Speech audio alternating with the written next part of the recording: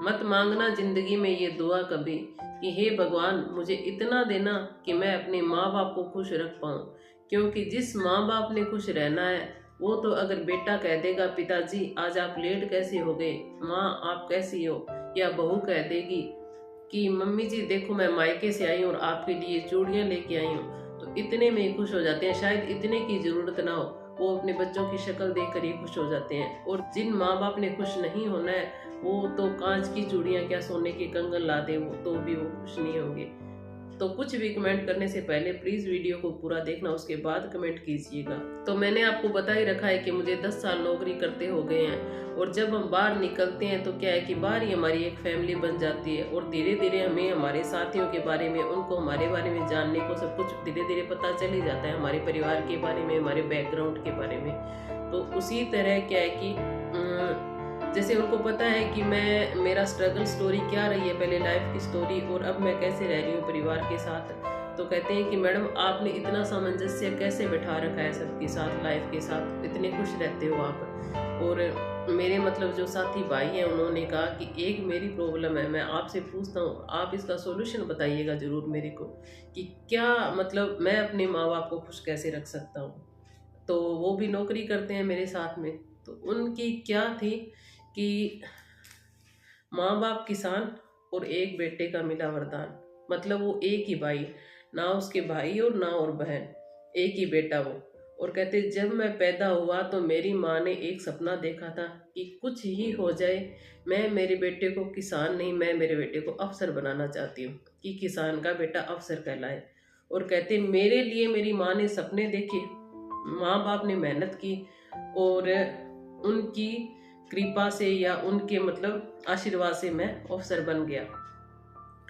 और अपने middle class family होते ना, वहाँ पे मैंने ये चीज़ देखी है कि शादी के लिए थोड़ा सा बच्चे नहीं कह पाते हैं कि हमारी लाइफ है हम फैसला करेंगे, फैसले ज़्यादा माँ बाप ही करते हैं। तो उसके साथ भी ऐसा ही हुआ, नौकरी लगने के बाद रिश्तों की लाइन लग जाती है, और अब माँ बाप भी चाहते हैं कि हमारा बेटा अफसर बन गया तो बहू भी अफसर जैसी आए, पढ़ी लिखी आए, अच्छे घर की आए। और जब लड़का नौकरी लग जाता है ना, हालांकि आजकल ये दिक्कत है, शादी में दिक्कत हो रही है, पर अगर जमीन है, जायदाद है, नौकरी है तो शादी आसानी से हो जाती है। तो ऐसा भी कुछ इसके साथ हुआ, और रिश्ते आने लगे, अच्छा रिश्ता मिल गया, लड़की पढ़ी लिखी सुंदर, और रिश्ता तय हो गया, शादी हो गई।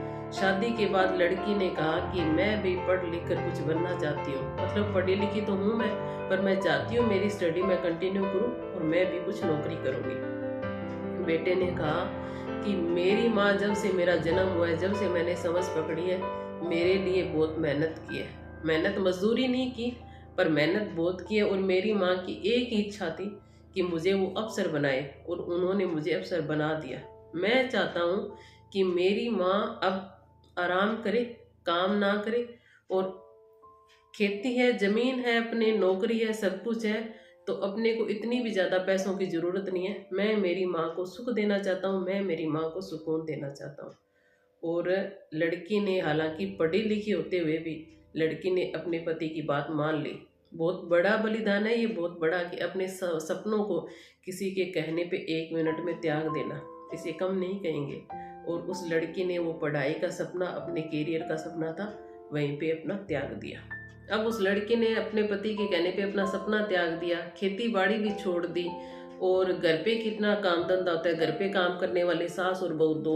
और थोड़ा सा पता है क्या होता है कि गांव के बच्चे का और शहर के बच्चे का, पढ़े लिखे मतलब परिवार के बच्चे का, और एक थोड़ा सा जैसे किसान परिवार का बच्चा कह लो या कुछ भी, तो थोड़ा बहुत अंतर होता है उसमें। तो वो भी ये था कि सास और बहू में थोड़ा बहुत डिफरेंस था, थोड़ा बहुत ओढ़ने पहनने में, बोलने चालने में, हर तरह से। और घर का काम धंधा करके बहू अगर टीवी देखे, बहू अगर फोन देखे, तो माँ को बिल्कुल भी पसंद नहीं थी वो चीज़, बिल्कुल भी। और अगर बेटा उनको सैलरी ला के हाथ में दे तो ठीक है, सैलरी ले ली, बात खत्म। अगर बेटा कह दे कि माँ मुझे चाहिए 1000 रुपए, तो माँ ने फटाक से कह देना कि अच्छा तू कमा के देता है और फिर हमसे मांगता है सामने से। तो कहता है कि माँ मेरे भी बच्चा हो गया है, शादी हो गई है, मुझे भी थोड़ा बहुत खर्चा चाहिए। अच्छा तो हमें क्या पता कि हमें सारी देता है या आधी सैलरी देता है, पड़ोस में तो वो लड़का लगा हुआ है, वो भी कलर का, तू भी कलर का, उसकी तो सैलरी इतनी है, तू तो हमें इतनी देता है। तो कहता है माँ उसका डिपार्टमेंट अलग है, उसकी सैलरी अलग है, मेरी अलग है, हमारा डिपार्टमेंट सेम नहीं है। नहीं, मैंने उससे पूछा है, उसने कहा है मेरे को कि क्लर्क की सैलरी सेम ही होती है, डिपार्टमेंट चाहे अलग अलग हो कोई फर्क नहीं होता। मतलब पड़ोसियों का बच्चा है वो सच्चा है और अपना बच्चा झूठा है। और अगले महीने बेटा सोचता है कि क्या करे, बच्चा भी है, बीवी है, इसके भी थोड़े बहुत सपने हैं, मैं 1000-2000 अपने पास रख लेता हूँ, बाकी मैं माँ को दे देता हूँ। तो माँ सामने से कहती है अच्छा इसके लिए पढ़ाया लिखाया था तेरे को, इसलिए अफसर बनाया था, हमारे सामने तो होशियारी करता है, इससे अच्छा तो हमें ना ही दे, हमें क्या जरूरत है, हम तो अपना कमा के खाते हैं, हमारी जमीन है, हम कोई तेरे पैसे पे एहसान थोड़ी करता है तो हमारे पे पैसा दे के। तो सामने से माँ ये जवाब देती है। अब उस बेटे का एक ही क्वेश्चन है, एक ही प्रश्न है कि मेरे को हल बता दो कि मैं मेरी माँ को खुश कैसे रख सकता हूँ। कहते मैं मेरी बीवी को गलत नहीं कह सकता क्योंकि उसके माँ बाप ने पहले ही कह दिया था भाई कि हमारी बेटी का खेतीबाड़ी का काम देखा हुआ भी नहीं है, वो खेतीबाड़ी नहीं कर पाएगी, घर का काम करने में कोई दिक्कत नहीं है। मेरे कहने पे उसने पढ़ाई भी छोड़ दी। और कहते मेरा भी, अगर मेरी माँ का सपना था मुझे अफसर बनाने का, तो मैंने भी एक ही सपना देखा था कि मैं मेरी माँ को लाइफ में खुश देखना चाहता हूँ। और कहते इतना कुछ करने के बाद, हम दोनों के करने के बाद भी मेरी माँ खुश नहीं है। और वजह है बस एक ही कि मतलब परेशान तंग तो तेरे को अफसर बनाने में मैं हुई और सुख है वो बहू देख रही है। और वो लड़का कहता है कि मैं एक ही चीज़ सोचता हूँ जीवन में, एक ही चीज़ कि काश मेरे को अफसर ना बनाया होता तो मैं भी कितनी मेहनत मजदूरी करता, पर मैं अपने माँ बाप की तरह मेरी सुख की जिंदगी तो जीता, हम कमाते खाते सारे जने खुश रहते। अगर मैं अफसर ना होता तो ना तो ये डिफरेंस आना था और ना ही ये तकलीफें होनी थी। कहते मेरी तकलीफ मैं किसी को बता नहीं सकता, अगर मेरा कोई बहन भाई होता तो शायद ये इतनी चीज़ें मेरे साथ ना होती, शायद मैं कुछ चीज़ें उनको समझा पाता, उनके साथ शेयर कर पाता। और कहते अगर मैं बाहर किसी को कह दूं तो वही होता है कि घर की बेइज्जती होती है, अच्छा इसकी माँ ने तो इसके लिए इतने सपने देखे थे, आज ये ऐसे बोलता है, अपनी पत्नी के कहने पे बोलता है। और अगर ना कहता हूँ तो कहते मैं अंदर ही अंदर, मेरे अंदर जो घुटन है ना वो कोई महसूस नहीं कर सकता कोई। और हालांकि आज भी मेरा सपना है कि मैं मेरी माँ को खुश देखना चाहता हूँ, पर इतना कुछ होने के बाद किसी की शादी नहीं होती, किसी के बच्चा नहीं होता, किसी के मतलब क्या है कि आजीविका का साधन नहीं होता, और मेरे पास सब कुछ है, सब कुछ, पर हम खुश नहीं है, सुखी नहीं है, ना मैं खुश हूँ और ना मेरी माँ खुश है। तो मैंने उसको यही कहा कि भाई एक चीज़ तो आपको अपनी माँ को समझानी पड़ेगी कि इसमें ना कसूर बहू का है, ना बेटे का है, ना माँ बाप का है, कसूर मैंने कहा तेरे नाना जी का है। तो कहता क्यों, ऐसा क्यों? मैंने कहा तेरे नाना जी ने अपनी बेटी के लिए किसान परिवार ढूंढा था, किसान का बेटा ढूंढा था, और तेरी बहू के लिए उसके पिता ने एक अफसर ढूंढा है। तो भाई वो तो अफसर वाला तो वो सुख है वो देखेगी, ये फर्क तो हमेशा रहेगा। और आज अगर तू, तेरी पत्नी है वो अफसर का सुख देख रही है और एक माँ अफसर बेटे का सुख ना देखे ना, तो आप गलत तो हो सकते हो। और अगर आप कह रहे हो कि सारे सुख सारा कुछ आप सैलरी भी दे रहे हो, भरोसा नहीं कर रहे हैं, तो इसमें मेरे को तो नहीं लगता कि आपकी गलती है। पास बैठो, बातचीत करो, कोई ना कोई समस्या का हल निकालो।